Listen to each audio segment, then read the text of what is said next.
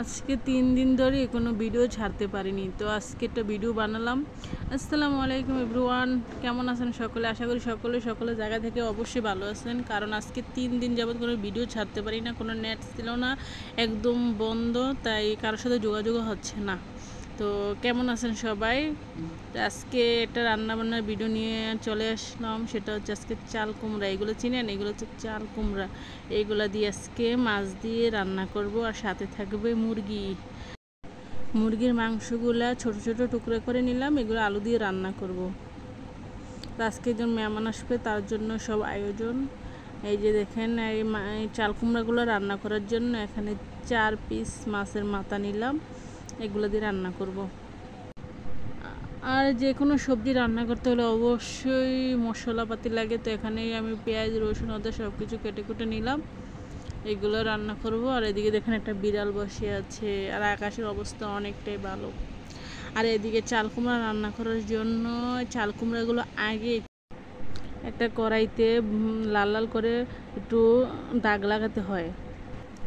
আর এই দেখেন কত সুন্দর একটা কালার আসছে।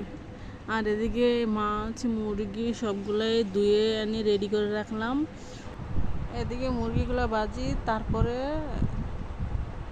আলুগুলো ভাজবো। আর এদিকে আমার ভাজা কমপ্লিট। এই দেখেন আলু আর মুরগি একদম রেডি। এখন এটার জন্য মশলা কষাবো। আর মশলা কষানোর জন্য পেঁয়াজ রসুন আদা আমি আগেই বাটছি, তো এখন মশলাটা কষাই নেব। আর এদিকে মশলা কষানো শেষ, আর তার সাথে দিয়ে দিলাম আলু আর মোরগগুলা। ও কি সুন্দর একটা কালার আসছে না? খেতেও দারুণ হবে, বুঝলেন?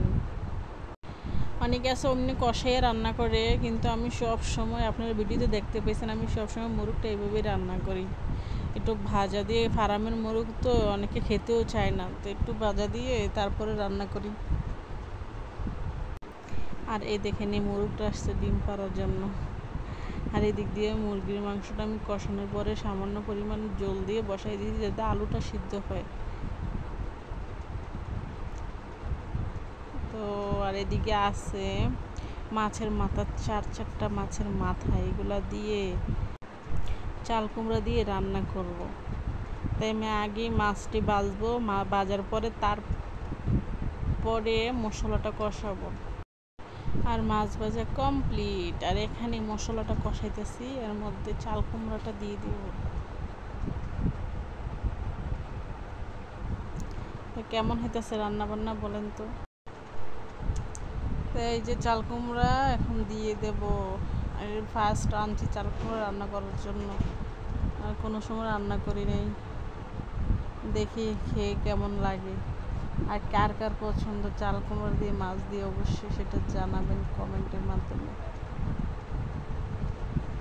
এখন এগুলো একটু ভালোভাবে পোড়া করে ভাজবো, তারপরে পরিমাণ মতো জল দিয়ে বসাই দেবো।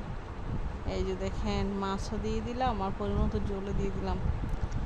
অনেকটা মজা হবে, অনেকটা টেস্ট আসছে এখান থেকে।